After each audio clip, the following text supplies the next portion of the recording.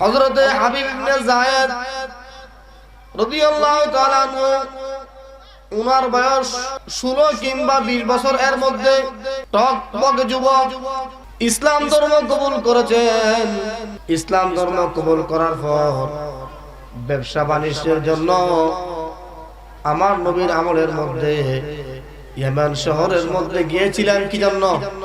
ব্যবসার জন্য। ওই তখনকার জমানার মধ্যে হযরতে হাবিব ইবনে যায়েদ রাদিয়াল্লাহু তাআলা আনহু উনি ব্যবসার জন্য ইয়েমেনে গিয়েছিলেন। রাসূলুল্লাহ সাল্লাল্লাহু আলাইহি ওয়াসাল্লাম জমানার মধ্যে রাসূল জীবিত অবস্থায় কয়েকজন মানুষ নিজেকে নবী দাবি করেছিল। বলি নাউযুবিল্লাহ, বন্ড নবী। অথচ কোরআনের মধ্যে বলেছেন রাসূলের পরে আর কোনো নবী নেই। সূরা আহজাবের মধ্যে বলেছে আল্লাহ, মা কানা মুহাম্মাদুন আবা আহাদিন মির রিজালিকুম ওয়ালাকিন রাসূলুল্লাহি ওয়া খাতামান নবিয়্যিন। আল্লাহ পাক ঘোষণা দিচ্ছেন, মুহাম্মদ সাল্লাল্লাহু আলাইহি ওয়াসাল্লাম তোমাদের মধ্যে কোনো পুরুষের পিতা নয়, তিনি আখির নবী, শেষ নবী। আমার ভাইয়েরা খেয়াল করেন, নিজের কলবকে একটু খুলে দেন, একটু কলবের চোখে খেয়াল করেন, কলবের কানে খেয়াল করেন। ওই রাসূলুল্লাহর জমানার মধ্যে হাবিব ইবনে যায়েদ রাদিয়াল্লাহু তাআলা আনহু ইয়েমেন শহরে গিয়েছিলেন ব্যবসার জন্য। ব্যবসা শেষ করে উনি যখন মদিনায় ব্যাক করবে, ওই ইয়েমেনের বর্ডারের মধ্যে কাফেররা, নামধারী কাফেররা এবং বন্ড নবী মুসালামাতুল কাজ্জাবের অনুসারীরা ওনাকে অ্যারেস্ট করে ফেলে। বলি নাউযুবিল্লাহ। অ্যারেস্ট করার পর ওনাকে ওই মুসালামাতুল কাজ্জাবের কাছে নিয়ে যাওয়া হয়। ওই মুসালামাতুল কাজ্জাব তাকে বলে, বলো ও হাবিব, তার নাম কি ছিল? হাবিব।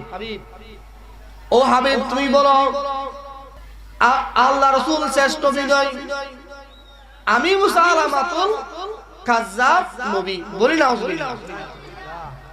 অর্থাৎ সে নিজেকে মুসালামা, তার নাম মুসালামা, সে নিজেকে নবী দাবি করে আল্লাহর রাসূলের সাহাবীকে ধরে বলতেছে, বলো মুহাম্মদ সাল্লাল্লাহু আলাইহি ওয়াসাল্লাম শেষ নবী নয়, আরো নবী আছে, সেটা মুসালামা একজন। বলি আমরা নাউযুবিল্লাহ। ওই হাবিব, হযরতে হাবিব ইবনে যায়েদ রাদিয়াল্লাহু তাআলা বলেন, জীবন যাবে, এই শরীর ক্ষত বিক্ষত হবে, তারপরেও এই জিহ্বা দিয়ে তুমি মুসালামাকে আমি নবী বলবো না। সুবহানাল্লাহ, কেমন ঈমান! সাথে সাথে ওই মুসালামার অনুসারীরা কত বড় কাফের হলে এরকম কাজ করতে পারে। ওই আল্লাহর রাসূলের সাহাবী হাবিব ইবনে যায়েদের ডান হাত কেটে ফেলে দিল। এবার আবার বলতেছে, হাবিব তোমার মাত্র ডান হাত কাটলাম, তুমি আবার বলো আমি নবী। বলি নাউযুবিল্লাহ। হাবিব ইবনে যায়েদ রাদিয়াল্লাহু আনহু বলেন, ডান হাত গেছে তো কি হয়েছে, তুমি বাম হাত নিয়ে ফেলো, কোনো সমস্যা নাই। তারপরেও আমি তোমাকে বলবো মুসালামাতুল কাজ্জাব তুমি নবী নও। সাথে সাথে ওনার বাম হাতও কেটে ফেলা হলো। আল্লাহু আল্লাহ, কেমন ঈমান! বাবারা, বন্ধুরা আমার, চাচারা, বাম হাত শেষ, ডান হাত শেষ, বাকি আছে দুই পা আর জিহ্বা, দুই চোখ। এবার তৃতীয়বারের মধ্যে বলা হলো, হাবিব ইবনে যায়েদ বলো মুহাম্মদ শেষ নবী নয়, আরো নবী আছে। বলি নাউযুবিল্লাহ। হাবিব ইবনে যায়েদ বলেন, তুমি মুসালামাতুল কাজ্জাব মিথ্যাবাদী, তুমি নবী নও, আমার জিহ্বা কেটে ফেলে দাও, পা কেটে দাও, তারপর আমি বলবো না। অতঃপর ওই হাবিব ইবনে যায়েদ রাদিয়াল্লাহু আনহুর ডান পা কেটে ফেলে দেওয়া হলো, এভাবে বাম পাও কেটে ফেলে দেওয়া হলো। এখন দুই হাত দুই পা কিছু নাই, জিহ্বা। অতঃপর কাফেররা ওনাকে মাটিতে ফেলে চিৎ করে জিহ্বাও কেটে ফেলে দিয়েছে। তারপরেও বলতেছে, বলো মুহাম্মদ, আমরা তো ইমানদার নবীর উম্মত, আমরা বলি সাল্লাল্লাহু আলাইহি ওয়াসাল্লাম। ওই মুসা বলছে, বলো মুহাম্মদ নবী না, আমি নবী। ওই সাহাবী জিহ্বা কেটে ফেলে দিয়েছে, চোখের ইশারা বলতেছে, না তুমি কাযযাব, তুমি মুসা আলামা, তুমি নবী না। ওনার চোখ দুটা উপরে ফেলে দেওয়া হয়েছে।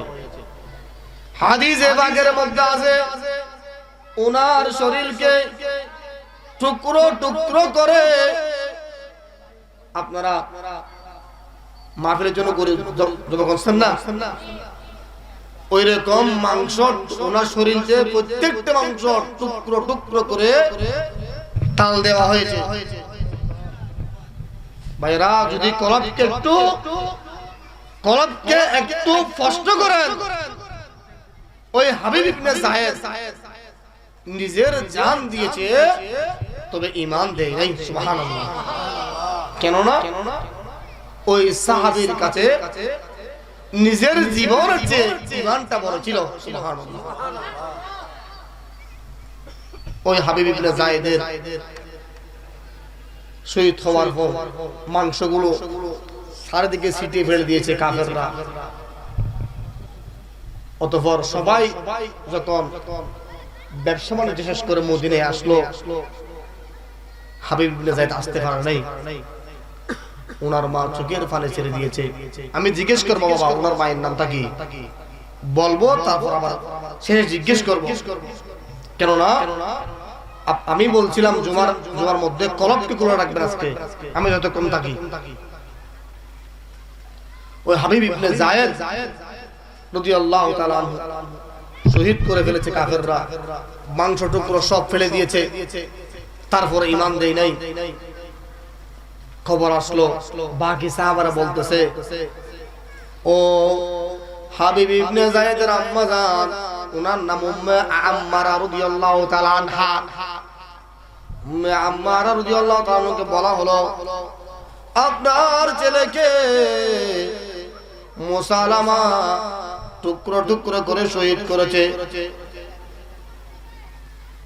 অতঃপর হযরতে উম্মে আম্মারা রাদিয়াল্লাহু তাআলা আনহা চোখের পানি ছেড়ে দিয়ে হু করে বলতেছে, ও সাহাবীরা, তোমরা শুনে রাখো, আমি এমন ছেলে জন্ম দিয়েছি যেই ছেলে আমার 2 বছর দুধের হক আদায় করেছে। সুবহানাল্লাহ। হাবিব ইবনে যায়েদ রাদিয়াল্লাহু তাআলা আনহু ঈমান দিয়েছে না, ঈমান দেয় নাই। আপনারা আমার সাথে থাকবেন, উনি নিজের জীবন দিয়েছে। ওনার একমাত্র মা বলতেছে, ও সাহাবারা, তোমরা শুনে রাখো, আমি এমন সন্তান জন্ম দিয়েছি যে এই সন্তান আমার বুকের দুধের হক আদায় করেছে। সুবহানাল্লাহ। সে রাসূলকে শেষ তুমি মেনে নিয়েছে, ঈমান এনেছে, তারপর কাফেরের হাতে কি হয় নাই, পেশা যায় নাই। আমি আপনাকে প্রশ্ন করি ভাই, এখন তো আপনার ইসলামের জন্য আপনাকে জীবন দিতে হচ্ছে না, কোন পরীক্ষার সম্মুখীন হতে হচ্ছে না, কেন আপনি আজকে ইসলাম থেকে পিছিয়ে, কেন আপনি দূরে? ফিরে আসুন আল্লাহর কাছে। ওই হাবিব ইবনে যায়েদের আম্মা উম্মে আম্মারা ওই দিন অহংকার বলে, মানে মুখে আওয়াজ দিয়ে বলেছে, ও আল্লাহ, মুসলমানদের ঘরে ঘরে এরকম সন্তান দান করো যারা জীবন দেবে, তবে ঈমান দেবে না। ভাইরা আমার, বন্ধুরা আমার, সাথীরা আমার, মুরব্বীরা আমার, আর কতকাল হায়াতকে নষ্ট করবেন, সময়কে নষ্ট করবেন? জীবন আপনার থেকে বিদায় নেবে, সময় আপনার থেকে বিদায় নেবে। কয়দিন ফজরের নামাজ পড়েন নাই, একটু হিসাবে আনেন। কয়দিন ফজরের নামাজ ছেড়ে দিয়েছে, একটু হিসাবে আনেন। যে আসমানের মালিক 365 দিন আপনার রিজিকের ব্যবস্থা করেছে। আচ্ছা, আমরা নামাজ না পড়লেও কি আল্লাহ আমাদের রিজিক বন্ধ করে দিয়েছে? পৃথিবীতে যত কাফের আছে, মুশরিক আছে, বেঈমান আছে, ওদের তো ঈমান নাই, ওদের কি রিজিকের আল্লাহ বন্ধ করে দিয়েছে? আল্লাহ ঈমানদারের রিজিক বন্ধ করে দেয় নাই। আল্লাহ ঈমানদারকে সময় দিয়েছে, আমার বান্দারা আমার কাছে ফিরে আসবে, তওবা করবে, এই রুখসত দিয়েছে বলে সুবহানাল্লাহ। আচ্ছা বাবারা, যে আল্লাহ আপনার তো রিজিকের ব্যবস্থা করে দিয়েছে, উনি আপনার উপর এক মুহূর্তের জন্য রাগে না, অসন্তুষ্ট নয়। আমি আরেকটা উদাহরণ দিচ্ছি। যেই মা, যেই বাবা আপনাকে দুনিয়া দেখাইছে, একটু তাদের অবাধ্য হন তো, একটু বেশকম করেন তো। মা আপনাকে বদদুয়া দিতে একটু চিন্তা করবে না, বাপ আপনাকে লানত দিতে একটু চিন্তা করবে না। যে মাকে আপনি সম্মান করেন, ইজ্জত করেন, হঠাৎ একদিন যদি বিয়াদবি করেন, ওই মা বাপ আপনার জন্য পর হয়ে যাবে। আমি বলতে চাচ্ছি এই কথা, যে খুদা লা ইলাহা ইল্লাল্লাহ আপনাকে এই দুনিয়া পাঠাইছে একটা সীমিত সময়ের জন্য, উনি 1 সেকেন্ডের জন্য আপনার অক্সিজেন বন্ধ করে রাখে নাই। সুবহানাল্লাহ। আমি বাস্তব জীবন অভিজ্ঞতা নিয়ে বলতেছি বাবারা, বন্ধুরা, আমার সাথীরা। আজ থেকে 4-5 দিন আগে আমি ফার্ক বিও মেডিকেলে গেছিলাম আমার একজন আত্মীয়কে দেখতে। ওদের 6 নম্বর তার মধ্যে আইসিইউ এবং সিসিইউ রয়েছে। আইসিইউ মানে ইন্টেনসিভ কেয়ার ইউনিট, যেখানে আপনি বেঁচে থাকার জন্য অক্সিজেন কিনে নিয়ে থাকতে হয়। আমি দেখলাম শুধু বয়স্ক নয়, মুরব্বীরা নয়, যুবক ছেলেদেরও সমস্যা হয়েছে, হার্টের সমস্যা, তাদেরকেও আইসিইউতে রাখা হয়েছে।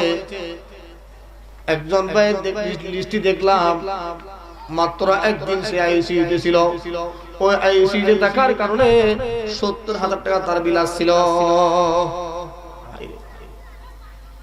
একদিন আইসিইউতে শুধু অক্সিজেন নিয়েছে, বিল দিয়েছে কত? আমি বিলটা নিজে হাতে দেখলাম। যে মাওলা আপনাকে 30 বছর, 32 বছর, 60 বছর হায়াত দিচ্ছেন, প্রতিদিন অক্সিজেন নিচ্ছেন, অক্সিজেন কার্বন ডাইঅক্সাইড ফেলতেছেন, ওই মহিলাকে আপনি কয় টাকা দিয়েছেন বলেন না বাবারা? আপনাদের হুঁশ কি এখনো আসবে না? ইসলামের মধ্যে কি আপনারা নামাজ কানা এখনো পড়বেন না? ওই খোদা অপেক্ষায় রয়েছে, আমার বান্দা বলে আছে, সে অবশ্যই ফিরে আসবে।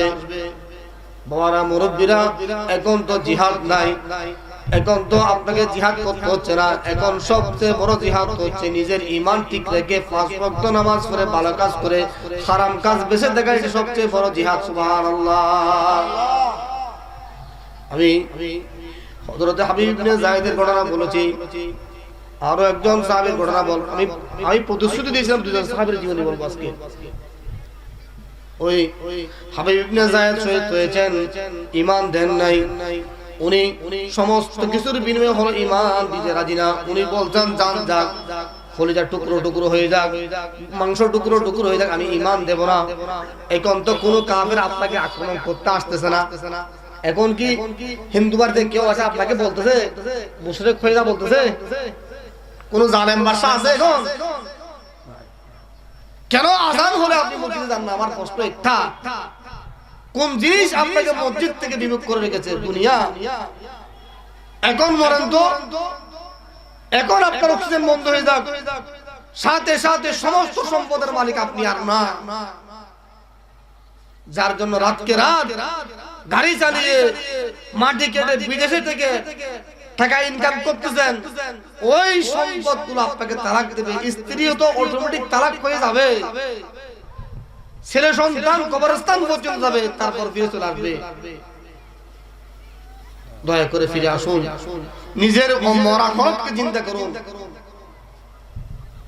নামাজ কালাম পড়েন, জিকির আজকার করেন, ভালো কাজে থাকেন, খারাপ কাজ থেকে বেঁচে থাকেন, এটাই আপনাদের সফলতা।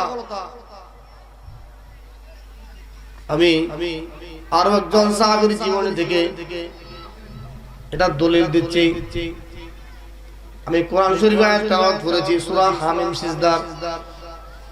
বিসমিল্লাহির রহমানির রহিম। ইন্নাল্লাযীনা قالوا ربنا الله ثم استقاموا تتنزل عليهم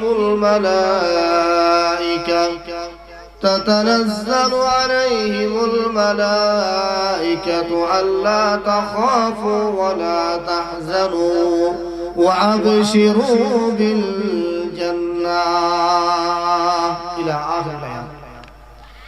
سورة হামিম সিজদার আয়াত। আল্লাহর রাসূলের একজন সাহাবী ছিল হযরত আব্দুল্লাহ ইবনে হুযায়ফা। প্রথমটা বললাম হযরত হাবিব ইবনে যায়েদ, এখন বলতেছি হযরত আব্দুল্লাহ ইবনে হুযায়ফা। সবাই বলেন রাদিয়াল্লাহু তাআলা আনহু। হযরত ওমর ফারুক রাদিয়াল্লাহু তাআলা আনহুর আমলের মধ্যে খলিফা কয়জন ছিল বাবারা? কয়জন ছিল? মুসলমান হিসেবে জেনে নেন, 4 জন খলিফা ছিল। আবু বকর সিদ্দিক রাদিয়াল্লাহু তাআলা আনহু, ওমর ফারুক রাদিয়াল্লাহু তাআলা আনহু, ওসমান গনি যুননুরান রাদিয়াল্লাহু তাআলা আনহু, হযরত আলী রাদিয়াল্লাহু তাআলা আনহু। কয়জন? হযরত আলীর ইন্তেকালের পর 5 মাস খলিফা ছিলেন হযরত আলী ইবনে হাসান রাদিয়াল্লাহু তাআলা আনহু। সুবহানাল্লাহ বলেন। 30 বছর স্থায়ী ছিল খলিফাতের সময়। হযরত ওমর ফারুক রাদিয়াল্লাহু তাআলা আনহু আমলের সময় হযরত আব্দুল্লাহ ইবনে হুযায়ফা রাদিয়াল্লাহু তাআলা আনহু সহ আরো অনেকজন সাহাবীদেরকে বিভিন্ন রাজ্য জয় করতে পাঠিয়েছিলেন, জিহাদ করতে পাঠিয়েছিলেন। হযরত আব্দুল্লাহ ইবনে হুযায়ফা রাদিয়াল্লাহু তাআলা আনহু ওনাকে পাঠিয়েছিলেন রোম সাম্রাজ্যের মধ্যে, বর্তমান ইতালি ধরেন, কোথায়? রোম সাম্রাজ্য। এই ঘটনাটা বলতেছি আল বিদায়া ওয়ান নিহায়া কিতাব থেকে, নোট করে রাখেন, কামিল ক্লাসে পড়া হয় এটা। ইতিহাসের কিতাব আল বিদায়া ওয়ান নিহায়া লিখেছেন আল্লামা ইবনে কাসির। ওই কিতাবের মধ্যে আছে হযরত আব্দুল্লাহ ইবনে হুযায়ফা রাদিয়াল্লাহু তাআলা আনহু যখন রোম সাম্রাজ্যের মধ্যে ইসলামের দাওয়াত দিয়ে, ইসলামের সংবাদ নিয়ে যখন ফাটিয়েছিলেন ওমর ফারুক রাদিয়াল্লাহু আনহু, তখন রোম সাম্রাজ্যটা বর্তমান সময় যদি হিসাব করেন ভারত মহাদেশ যত বড়, তার চেয়ে রোম সাম্রাজ্য আরো বড় ছিল। সুবহানাল্লাহ বলেন। বাংলাদেশ সমান সমান ভারত যদি 24টা কিংবা 28টা হয়, রোম সাম্রাজ্য আরো বড় ছিল। ওই রোমানদের বিরুদ্ধে জিহাদ করতে পাঠিয়েছেন আব্দুল্লাহ ইবনে হুযায়ফাকে। ওনারা সংখ্যা কম ছিল, 60,000 কিংবা 1 লাখ ছিল, কিন্তু কাফেররা ছিল আরো লাখ লাখ, আরো বেশি বেশি। কাফেরদের উদ্দেশ্য ছিল মুসলমানদেরকে পরাজয় করা, মুসলমানদের উদ্দেশ্য ছিল কাফেরদেরকে পরাজয় করে ইসলামের ঝান্ডা গাড়িয়ে দেওয়া। বলি সুবহানাল্লাহ। কাফেরদের বাদশা ছিল যিনি, উনি সবাইকে বলে দিয়েছেন তোমরা মুসলমানদেরকে পরাজয় করতে পারো আর না পারো, কিছু সংখ্যক মুসলমানদেরকে আমার কাছে ধরে আনবা, আমি ওদের থেকে ঈমানের পরীক্ষা নেব, কেমন ওদের ইসলাম, কেমন ওদের ঈমান। সুবহানাল্লাহ বলেন। বাবারা মুরব্বিরা, যুদ্ধ শেষ, মুসলমানরা বিজয় হয়েছে, কিন্তু কিছু সংখ্যক মুসলমানদেরকে, ওই কিছু সংখ্যকের মধ্যে মনে করেন 500 ধরেন, অথবা 700 ধরেন, ওরা গ্রেফতার করেছে কারা? কাফেররা গ্রেফতার করে রাজধানী নিয়ে গেছে। ওই গ্রেফতারকৃত সাহাবীদের মধ্যে আব্দুল্লাহ ইবনে হুযায়ফা একজন ছিলেন। সুবহানাল্লাহ।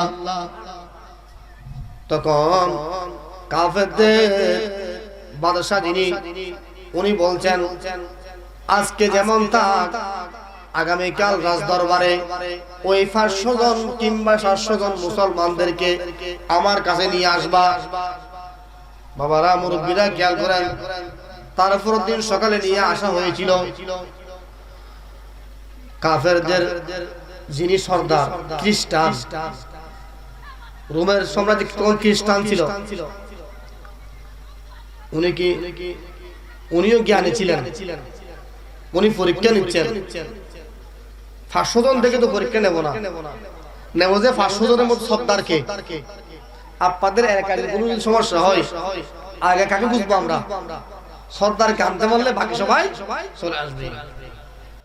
তখন ওই 500 জন থেকে বলা হলো, খ্রিস্টান বাদশা বলতেছে তোমাদের এই 500 জনের মধ্যে সবচেয়ে নেতাকে, গোত্র প্রধানকে, সবচেয়ে সেরাকে।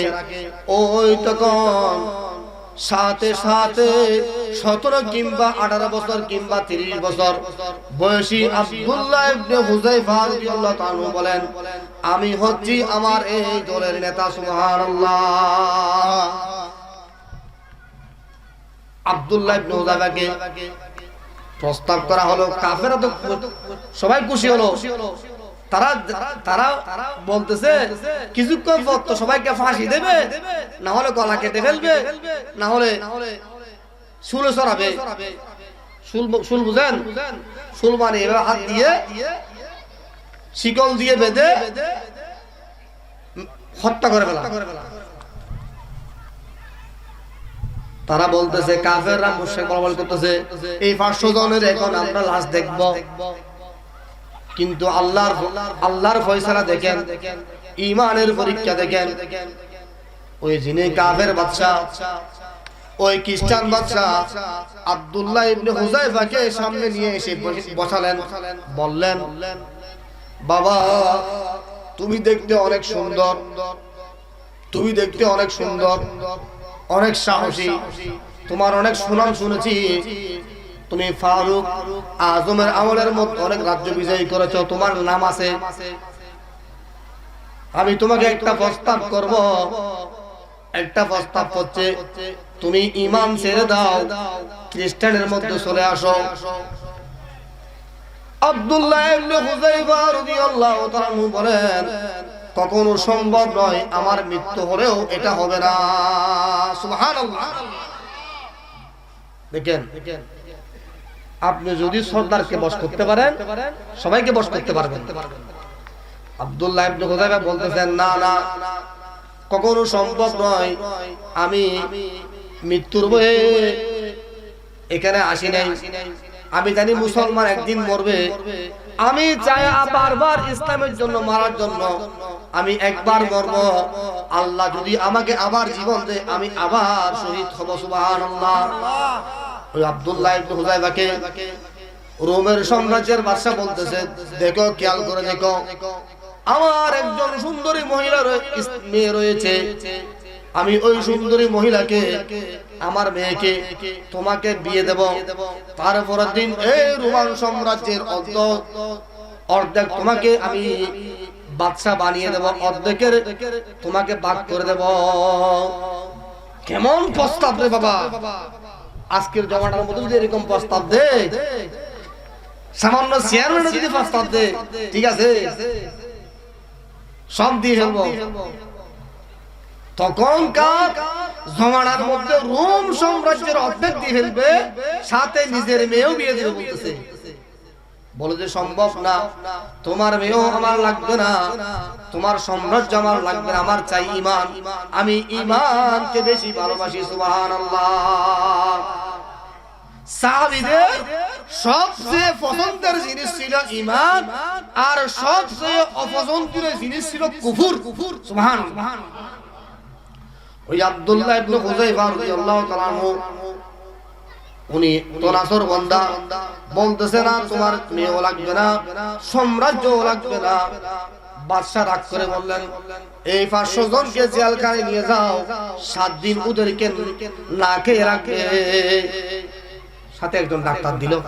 আমার কথা খেয়াল করেন বাবারা মুরব্বিরা, ওই আব্দুল্লাহ ইবনে হুযায়ফা রাদিয়াল্লাহু তাআলা আনহুকে আলাদা এক জিয়ারে, ওই 500 জনকে আলাদা এক জিয়ারে। আব্দুল্লাহ ইবনে হুযায়ফাকে 7 দিন না খেয়ে রাখছে। পরীক্ষা এখনো শেষ হয় নাই, বড় পরীক্ষা। মাদ্রাসা যখন পরীক্ষা হয়, মাদ্রাসার পরীক্ষা, কোরআন হয়ে গেলে সবাই খুশি হয়ে যায়, হাদিস হলে খুশি হয়, বাংলা হলে খুশি হয়, ইতিহাস হলে আরো বেশি খুশি হয়। যখন গণিত পরীক্ষা আসে তখন সবাই ভয় পেয়ে যায়। এটা মাদ্রাসার স্টুডেন্ট বলেন, স্কুলের স্টুডেন্ট বলেন, গণিত পরীক্ষা বেশি কঠিন। আব্দুল্লাহ ইবনে হুযায়ফার মনে করেন বাংলা পরীক্ষা শেষ, আরো কঠিন পরীক্ষা আসতেছে। ও আব্দুল্লাহ ইবনে হুযায়ফাকে 7 দিন না খেয়ে রাখছে। 7 দিন না খেয়ে রাখার পর বাদশা বলতেছে ও ডাক্তার সাহেব এদিকে আসো। 7 দিন যখন ও না খেয়ে আছে, এখন খাওয়ার বয়স হলেও ঈমান ছাড়ি দিবে। নাউযুবিল্লাহ। মুসলমান কি খাওয়ার বয়সে ঈমান ছেড়ে দেবে? যেখানে জীবনের বয়সে ঈমান ছেড়ে না, খাওয়ার বয়সে কিসের ঈমান? কি খাবার দেওয়া হলো?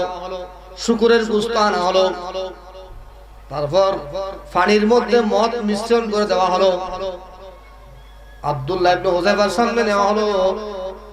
ওনার আওয়াজ এখন একটু কম, 7 দিন না খেয়েছিল, উনি দুর্বল হয়েছে। যখন ওনাকে বলা হলো, ডাক্তার বলতেছে ও আব্দুল্লাহ ইবনে হুযায়ফা, তোমার জন্য আনা হয়েছে শুকরের মাংস, তোমার জন্য আনা হয়েছে মদ মিশ্রিত পানি, তুমি কি খাবে? সাথে চিৎকার দিয়ে বলে ও ডাক্তার সাহেব, আপনার আমিরকে বলেন, বাদশাকে বলেন, মুসলমান জীবন দেবে, না খেয়ে থাকবে, শুকনা কাঠ হবে, কয়লা হবে, তারপরেও হারাম জিনিস ভক্ষণ করবে না। সুবহানাল্লাহ। আমরা তো টেবিলের তলে টাকা হয় এভাবে দে, সেগুলো সুন্দর করে নি। আমরা বর্তমান জমানার মধ্যে ঘুষখোর, সুদখোর, মদখোর বেড়ে গেছে। এমনি বলে দেন রাসূল কিয়ামতের মাঠে সুপারিশ করবে। ঈমানের পরীক্ষা তার সুপারিশ পাবেন আপনি? ফজরের নামাজের ওযু, শীতকালের ওযু করেন, এগুলো কিছু করেন না, ঘুমের মধ্যে নাক ডাকে ডাকে ঘুমান, রাত চলে যায়, দিন চলে যায়। তারপর আপনি ঘুম থেকে উঠেন 10টা বাজে, আপনি বলেন সুপারিশ পেয়ে যাবো, বলি নাউযুবিল্লাহ। আব্দুল্লাহ ইবনে হুযায়ফা রাদিয়াল্লাহু তাআলা মুখে মদ মিশ্রিত পানি এবং শুকরের মাংস আনা হয়েছে দেওয়ার জন্য। উনি স্পষ্ট দূরে দাগ বলে দিয়েছে, এগুলো এখান থেকে নিয়ে যাও, আমি এখানে না খেয়ে মরে যাব, তারপর ঈমান ছাড়ব না। সুবহানাল্লাহ। এখন ডাক্তার বাদশার কাছে গেছে, বলতেছে মুসলমান দেখেন কেমন পরীক্ষা, 7 দিন দেখে আছে, আপনি খানা দিয়েছেন, এগুলো হারাম যে এজন্য স্পষ্ট পর্যন্ত করে নাই। সুবহানাল্লাহ। এই পরীক্ষায় আব্দুল্লাহ ইবনে হুযায়ফা পাস। আরো পরীক্ষা আসতেছে। তার 2 দিন পর আব্দুল্লাহ ইবনে হুযায়ফাকে ঢাকা আনা হলো, আবার ময়দানে আনা হলো। এখন ওনার জীবন নিয়ে ফেলবে এই পরীক্ষা। ওনার সাথে সাথে একজন কয়েদিকে আনা হলো, টকবক করে তেল ছাড়লো, তেলগুলো আগুনের মধ্যে গরম হয়েছে। ওই তেলের মধ্যে একজন কয়েদিকে দিয়ে মুহূর্তের মধ্যে কিমা বানিয়ে ফেলেছে, বলি নাউযুবিল্লাহ।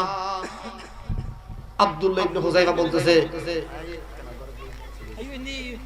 তুমি আমাকে এরকম কিমা না, যদি আমার গোশত টুকরো টুকরো করে যদি পুরো রোম সাম্রাজ্যের মধ্যে মিশিয়ে দাও, আমি আব্দুল্লাহ ইবনে হুযায়ফা তুমি রুমের বাদশার কাছে ঈমান বেচবো না। সুবহানাল্লাহ। সাথে সাথে আব্দুল্লাহ ইবনে হুযায়ফা চোখের পানি ছেড়ে দিয়েছে। না, আমি মৃত্যুর ভয়ে চোখের পানি ছেড়ে দিই নাই। আমি দেখতেছি খোদা লা ইলাহা ইল্লাল্লাহ আমার পরীক্ষা নিচ্ছেন। একটা জিনিস খেয়াল করবেন, পরাজয় হওয়া, আপনি সত্য বলে মরে যাওয়া, সেটা আপনার জন্য বিজয়ী। আপনি ইসলামের জন্য মরে যেতে পারবেন, সেটা আপনার জন্য বিজয়ী। ওই রুমের সামনে খ্রিস্টান বাচ্চা, সেই যাচ্ছে ঈমান হারানোর জন্য, সেই যাচ্ছে নিজে জিতার জন্য। মুসলমান যাচ্ছে ঈমানকে না দিয়ে নিজে জিতার জন্য। সুবহানাল্লাহ। ওই আব্দুল্লাহ ইবনে হুযায়ফাকে বলা হলো, ওই রুমের বাচ্চা বলতেছে, ঠিক আছে, তুমি যখন জীবন দেবে তারপর ঈমান দেবে না, আমি তোমার কাছে একটা প্রশ্ন রাখবো। তুমি আমার একটা প্রশ্ন যদি, তুমি আমার একটা যদি অনুরোধ রাখো, তোমাকে মুক্তি করে দেব। আব্দুল্লাহ ইবনে হুযায়ফাকে বলা হলো, ও আব্দুল্লাহ ইবনে হুযায়ফা, আমি রুমের বাদশা, তুমি আমার কপালে একটা চুমু করো, আমি তোমাকে মুক্ত করে দেব। দেখেন আব্দুল্লাহ ইবনে হুযায়ফা বলেন, তুমি খ্রিস্টান, কাফের, মুশরিক, তোমার কলবে ঈমান নাই, তোমার লিসানে ঈমান নাই, তোমার চোখে ঈমান নাই, তোমার কানে ঈমান নাই। আমার জান যাবে, আমার জান থাকতে তোমার কপালে আমি চুমু করব না। সুবহানাল্লাহ। দেখেন আমি আর আপনি যদি এরকম পরীক্ষায় পড়ি, চুমু দিয়ে সেখান থেকে মুক্ত চলে যাব। সাহাবীদের ঈমান দেখেন, জীবন দিচ্ছে, কুরবানি হচ্ছে, তারপরে ঈমান দিচ্ছে না। আমার এতগুলো বলার পিছনে শুধু একটাই দাবি, এখন আপনাকে আমরা বলতেছি না আসেন জিহাদ করার, ছুরি নেন, তলোয়ার নেন। আমি আপনাকে বলতেছি, বাবা ফজরের আজান হলে কেদাকে লাথি মার দিয়ে মসজিদে চলে আসেন, এটা আপনার জন্য জিহাদ। একটা হারাম কাজ চলতেছে সমাজের মধ্যে, 10 জন মিলে সেটা প্রতিবাদ করান, সেটাই আপনার জন্য জিহাদ, সেটাই আপনার জন্য ঈমানের পরীক্ষা। এলাকায় একজন গরিব মানুষ আছে, তাকে দেখভাল করবেন, দেখাশোনা করবেন, সেটাই আপনার জন্য জিহাদ। বাবারা, মুরব্বীরা, সময় আপনার থেকে আমার থেকে চলে যাচ্ছে। আমি দুইজন সাহাবীর জীবনী বলেছি, একজন হচ্ছে হযরত হাবিব ইবনে যায়েদ, আরেকজন হচ্ছে হযরত আব্দুল্লাহ ইবনে হুযায়ফা রাদিয়াল্লাহু তাআলা আনহুমা। ওনারা ঈমান দেন নাই, নিজের জীবন বিলিয়ে দিয়েছেন, তারপরে ঈমান ছাড়েন নাই। আমি আপনাদের কদমে আরজি জানাবো, আপনারা দয়া করে মেহেরবানি করে সময়কে গুরুত্ব দেন, সময়কে গুরুত্ব দেন, না হলে এই সময় আপনার জন্য জাহান্নামের আগুন হবে। আমি এই দুইটা হাদিসের ব্যাখ্যা আপনাদের জন্য বলেছি, আপনারা নিজের কলবকে পরিবর্তন করবেন ইনশাআল্লাহ। বলেন, আপনারা চেষ্টা করবেন তো? যখন যেখানে যান না কেন, যে অবস্থায় থাকেন না কেন, নামাজ ছাড়বেন, নামাজ ছাড়বেন। আমি আরো একজন সাহাবীর জীবনী বলবো। ওই সাহাবীর জীবন এত কঠিন ছিল, ইসলামের মধ্যে টিকে থাকা ওনার জন্য বড় কঠিন ছিল। ওই সাহাবী নো মুসলিম, ইসলাম ধর্ম কবুল করেছে। ধরেন কয়েকদিন হয়েছে, কয়েকদিন, 5 দিন তো 6 দিন অথবা 1 সপ্তাহ ধরেন, ওনার মা উনি ইসলাম ধর্ম কবুল করেছেন। ওই সাহাবী আব্দুল্লাহ আল জুলবাদাই থাম, আমরা আব্দুল্লাহ বলি, কি বলবো? আব্দুল্লাহ। ওই সাহাবী ইসলাম ধর্ম কবুল করেছেন। ওনার বাবা নাই, শুধু মা আর উনি। কয়জন? 2 জন। রাসূলের হাতে ইসলাম ধর্ম কবুল করতে উনি গেছেন। রাসূল সংবাদ পেয়ে মা আয়েশা সিদ্দিকা রাদিয়াল্লাহু তাআলা আনহাকে বলেন, ও আমার সহধর্মিণী, ও আমার আয়েশা, আজ আমার কাছে এমন দুইজন মানুষ আসবে ইসলাম ধর্ম কবুল করার জন্য, যাদের থাকার কোনো জায়গা নাই, গায়ে কাপড় পরবে যে তেমন কোনো কাপড় নাই। হযরতে আব্দুল্লাহ রাদিয়াল্লাহু তাআলা আনহুকে কাপড় দেওয়া হলো। কি দেওয়া হলো? রাসূলের জুব্বা মুবারক দেওয়া হলো। সুবহানাল্লাহ। উনি এটা ফেলেন, খুশি হলেন। এগুলো কখন ফেলেন আমি পরের ঘটনা বলবো। উনি কি ত্যাগ করে, উনি কি স্যাক্রিফাইস করে রাসূলের জুব্বা পেয়েছেন সেটা আমি ফলাফল আগে বলতেছি, পরীক্ষা কি সেটা পরে বলবো। উনি রাসূলের জুব্বা পেয়েছেন, থাকার রাসূলের পাশে থাকার জায়গা পেয়েছেন, মসজিদ নববীর পাশে উনি থাকতেন। কি উনি ত্যাগ করেছেন শুনলো বাক হবেন। ওনার চাচা ছিল কাফের, বলি নাউযুবিল্লাহ। ওই চাচা যখন শুনলেন ওনার ভাইয়ের বড় ভাইয়ের বউ এবং ভাইফুত ইসলাম ধর্ম কবুল করেছে, সাথে সাথে উনি যখন ইসলাম ধর্ম কবুল করে বাসায় আসলেন, ওই আব্দুল্লাহকে বলতেছে, চাচা, ও আমার ভাতিজা, তোমার বাবা ছিল না, তোমার বাবা মারা গেছে, তোমার বাবা ইন্তেকাল করেছে, তুমি এতিম ছিলে, তোমাকে 20-25 বছর আমি লালন পালন করেছি, খাওয়িয়েছি, পরিয়েছি, লেখাপড়া করিয়েছি, কাপড় দিয়েছি। ও আব্দুল্লাহ, তুমি কেন ইসলাম ধর্ম কবুল করলে? তুমি আমাকে বলেছো, আমাকে না বলে কেন ইসলাম ধর্ম কবুল করলে? হযরতে আব্দুল্লাহ রাদিয়াল্লাহু আনহু বলেন, ও আমার চাচা, শুনে রাখো, শুনে রাখো, তুমি আমার চাচা, এটা আমি সম্মান করি, কিন্তু ইসলাম থেকে তুমি আমাকে ফিরাতে পারবে না। সুবহানাল্লাহ। বলো যে কি বলো তুমি? যে চাচা তোমাকে লালন পালন করছি, খাওয়াইছি, মানুষের মতো মানুষ করছি, তুমি তার জন্য, আমার জন্য তুমি ইসলাম ত্যাগ করতে পারবে না। আজকে থেকে তুমি আমার ঘর থেকে, সম্পদ থেকে বের হয়ে যাও।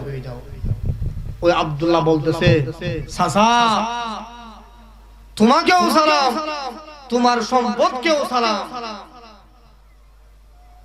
আমার কিছু লাগবে না, আমার লাগবে বলি। বলেন লা ইলাহা ইল্লাল্লাহু মুহাম্মাদুর রাসূলুল্লাহ সাল্লাল্লাহু আলাইহি ওয়াসাল্লাম। হযরত আব্দুল্লাহ বলেন, চাচা, আজকে থেকে তোমাকেও তালাক, তোমার সম্পদকেও তালাক দিলাম, আমার তোমার ঘরবাড়ি প্রয়োজন নেই। চাচা বলছেন, ঠিক আছে, ঘরবাড়ি যখন প্রয়োজন নেই, এখন থেকে স্ট্যাম্প করে দাও, তুমি আমার কেউ না। বলেন, চাচা, এই স্ট্যাম্প করে দিলাম, সাইন করে দিলাম, আমি তোমার কেউ না।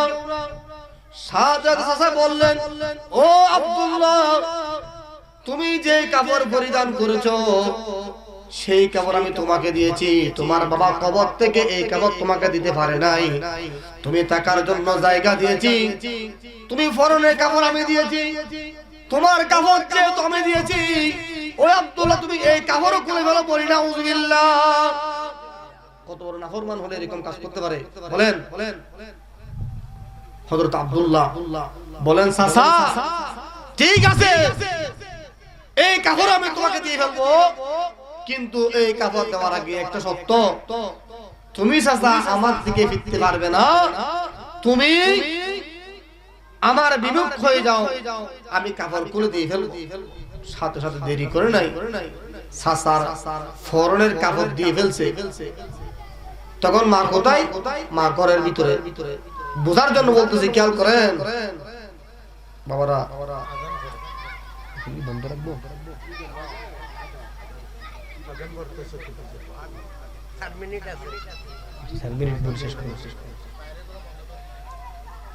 এখানে আমরা নামাজ পড়বো, এখানে 7:30 নামাজ পড়বো, 15 আযান হবে, এখানে 7:30 নামাজ পড়বো। আমরা সুন্নতই পড়বো। প্রিয় হাজরিন, হযরতে আব্দুল্লাহ রাদিয়াল্লাহু তাআলা আনহু উনি নিজের ফরনের কাপড় চাচাকে দিয়ে ফেললেন। উনি এখন পুরোটা উলঙ্গ। এমত অবস্থায় মা ঘরের ভিতর আছে। মাকে বলতেছে, ও আমার মা, তুমি ঘরের দরজা খুলিও না। ঘরের দরজা খুললে তুমি আমাকে দেখলে বেহুশ হয়ে পড়ে যাবা। ও আমার মা, আমি যে ইসলাম ধর্ম গ্রহণ করেছি, নবীর হাতে ঈমান এনেছি, এই জন্য চাচা সম্পদ থেকে আমাকে বাদ দিয়েছে, আমাকে ওয়ারিস ছাড়া করেছে। এমন কিছু তাই নয়, আমার ফরনের কাপড় খুলে ফেলেছে। ও আমার মা, তখন সাথে সাথে মা নিজের গামছাটা 2 ভাগ করে ছিঁড়ে জানলা দিয়ে আব্দুল্লাহকে মেলা দিয়েছে। বলি সুবহানাল্লাহ। ওই জানলাটা ওই অর্ধেক কাপড়টা পরে উনি দৌড়ে দৌড়ে রাসূলের কাছে গিয়ে বললেন, ও আমার রাসূল, ও আমার হাবিব, ও আমার নবী, ও আমার মহব্বতের নবী, গতকাল ইসলাম ধর্ম গ্রহণ করেছি। ইসলাম ধর্ম গ্রহণ করার কারণে আমার মাকে এবং আমাকে সম্পদ ঘর থেকে বাইরে করে দিয়ে, শুধু তাই নয়, ফরনের কাপড় শুদ্ধ নিয়ে ফেলেছে। বলি নাউযুবিল্লাহ। সাথে সাথে বুখারীর হাদিস, রাসূলের 2 চোখ দিয়ে পানি এমন ভাবে পড়তেছে, দাড়ি ভিজে গেছে। সুবহানাল্লাহ। সাথে সাথে ওই ফলাফল বলতেছি, ফলাফল এটা বলতেছি, হযরতে আব্দুল্লাহর জন্য দুনিয়ার কাপড় ছেড়ে রাসূলের জুব্বা পেয়েছেন। সুবহানাল্লাহ।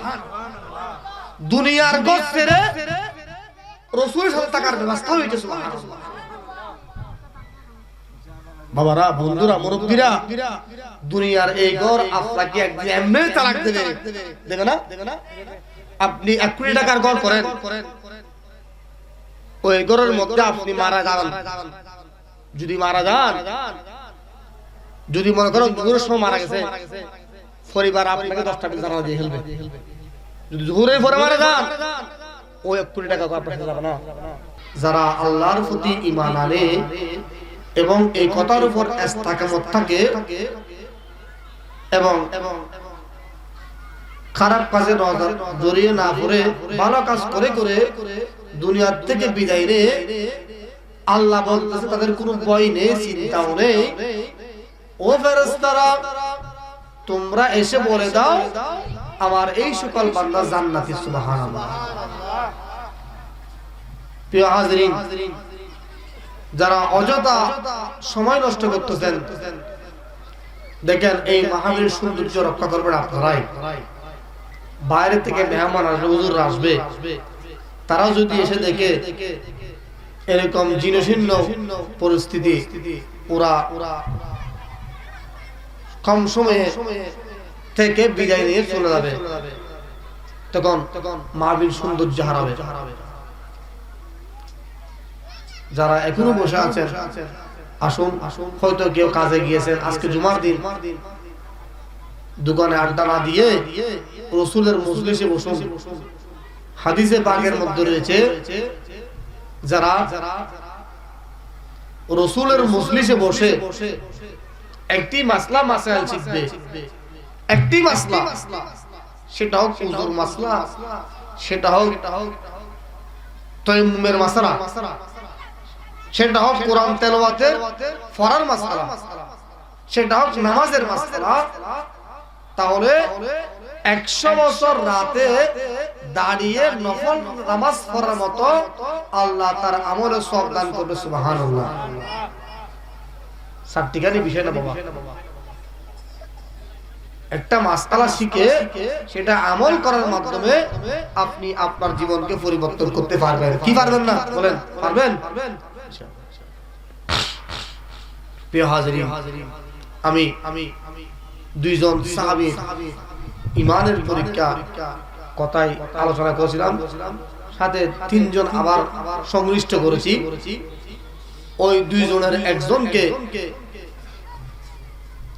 আপনাদের মনে থাকার জন্য আবার বলতেছি, দুইজনের একজনকে হযরতে আব্দুল্লাহ ইবনে হুযায়ফা রাদিয়াল্লাহু তাআলা আনহুকে 7 দিন পরে খানা দেওয়া হয়েছিল শুকরের মাংস, যেটা হারাম, যেটা কি হারাম, আর মদ মিশ্রিত পানি, এটাও হারাম।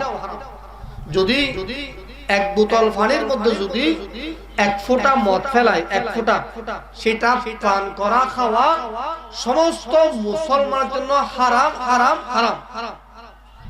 ওই আব্দুল্লাহ ইবনে হুযায়ফা রাদিয়াল্লাহু তাআলা আনহু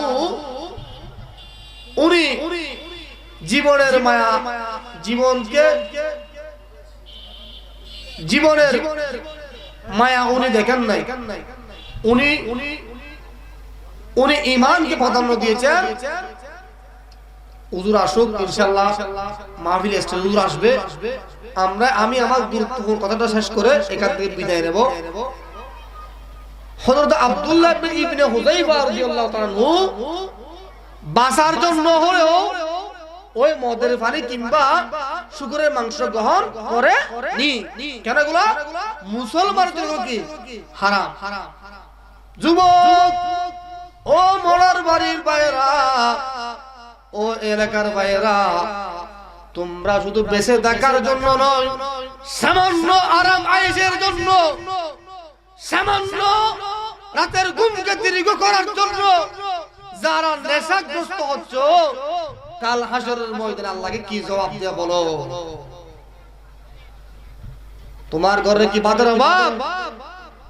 তোমার ঘরে ভাত আছে, চাউল আছে, মেজবানি খাবার চলতেছে তোমার ঘরে, তুমি আল্লাহর নিয়ামত পাচ্ছ, আবার শয়তানের দুকাই পড়ে জীবনকে নষ্ট করার জন্য মাদক আসক্ত হয়ে গেছো, বলো নাউজুবিল্লাহ।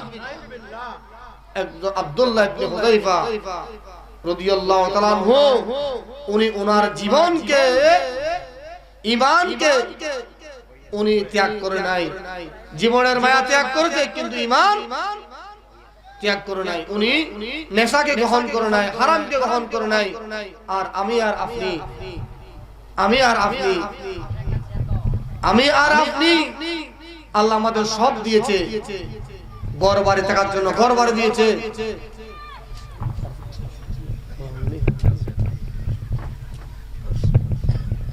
একটু দর্শন করি। সালাতুন ইয়া রাসূলুল্লাহ আলাইকুম, সালামুন ইয়া হাবিবাল্লাহ আলাইকুম, ইয়া রাসূলুল্লাহ উযুরু হালানা, ইয়া হাবিবাল্লাহ ইসমা ক্বালানা, সালাতুন ইয়া রাসূলুল্লাহ আলাইকুম, সালামুন ইয়া হাবিবাল্লাহ আলাইকুম। মারহাবা মারহাবা। আমাদের মাঝে উপস্থিত হয়েছেন আজকের মাহফিলের প্রধান ওয়াইজিন, আমাদের স্নেহের ছোট ভাই। বিশেষ করে উনি আমাকে চিনে, আমি ওনাকে চিনি। আমি জামিয়ায় লেখাপড়া করেছি, আমার ক্লাসমেট ছিল, ওনারও বন্ধু গোলাম রব্বানী কাসেমি, বড় ভাই। সাথে আমি জামিয়ায় দেখেছি ওনার ছোট ভাই জুনায়েদকে দেখেছি, হোস্টেলের মধ্যে দেখেছি। ওনার আব্বা আমাদের অনেক মহব্বতের মানুষ। ছোটবেলায় যার ওয়াজ শুনে চোখের পানি ছেড়ে দিতাম, লাল দিঘির ময়দানে, মেজবান্ডার দরবার শরীফে, ফরহাদ উচ্চ বিদ্যালয়, এবং আমাদের বাড়ি মুমিনিয়া মাজারেও, মসজিদে উনি বয়ান করেছিলেন। তখন ছোট ছিলাম, চোখের পানি পড়তো। আবু সুফিয়ান আবেদিন আল কাদেরী মাদ্দাজিদুল আলী, ওনারও ওনারও সন্তান শাহজাদা আনায়েতুল্লাহ খান আল কাদেরী। বলি মারহাবা, আবার বলি মারহাবা। আল্লাহ আমাদের হুজুরের হায়াতের মধ্যে বরকত দান করুক। আল্লাহ হুজুরকে সুস্থ রাখুক বলি আমিন। এই বৃদ্ধ অবস্থার মধ্যেও ওনার আব্বাজান আহলুস সুন্নাত ওয়াল জামাতের জন্য কত পরিশ্রম করতেছে আমরা নিজেই দেখেছি। প্রিয় হাজিরিন, উনি মেহমান, আমি এই এলাকার সন্তান। আমি আমার অসম্পূর্ণ বক্তব্য 2 মিনিটের মধ্যে শেষ করব, তারপর হুজুরকে সুযোগ দেব। হুজুরের মেহমান, হুজুর ওয়াজ করবে, আমরা শুনবো। যারা এখনো আসেন নাই তারা চলে আসুন, যারা নামাজের জন্য গেছেন তারাও চলে আসুন, এলাকায় সবাই চলে আসুন। আপনারা না আসলে খালি মাঠে বক্তার মুখে কিছু আসবে না। আল্লাহ সবাইকে হেদায়েত দান করুন বলে আমিন। আমি আমার শেষ উপসংহারের মধ্যে চলে আসছে এখন। হযরত আব্দুল্লাহ ইবনে হুযাইফা, হযরত হাবিব ইবনে যায়েদ, হযরত আব্দুল্লাহ, তিনজন সাহাবীর জীবনের দিকে আলোচনা করেছিলাম। ওনারা জীবন দিয়েছে, ঈমান দেয় নাই। সুবহানাল্লাহ। ওনারা ঘর বাড়ি ছেড়েছে কিন্তু ঈমান দেয় নাই। ওনারা গুস্তকে, নিজের শরীরকে টুকরো টুকরো করেছে, ক্ষত বিক্ষত করেছে, তারপর রাসূলের প্রেম ভালোবাসা অন্তর থেকে ফেলে দেয় নাই। সুবহানাল্লাহ। এখন আপনাদের জন্য জিহাদ নাই, আপনার জন্য প্রধান জিহাদ হচ্ছে ভালো কাজ করা, হারাম কাজ থেকে বেঁচে থাকা, মসজিদে গিয়ে নামাজে শামিল হওয়া, এগুলো হচ্ছে আপনার জন্য জিহাদ। আল্লাহ রাব্বুল আমিন সবাইকে আমল করার তৌফিক দান করুন আমিন। ওয়া আখির দাওয়ানা আলহামদুলিল্লাহি রাব্বিল আলামিন ওয়া মা আলাইনা ইল্লাল বালাগ। আসসালামু আলাইকুম ওয়া রাহমাতুল্লাহি তাআলা ওয়া বারাকাতুহু।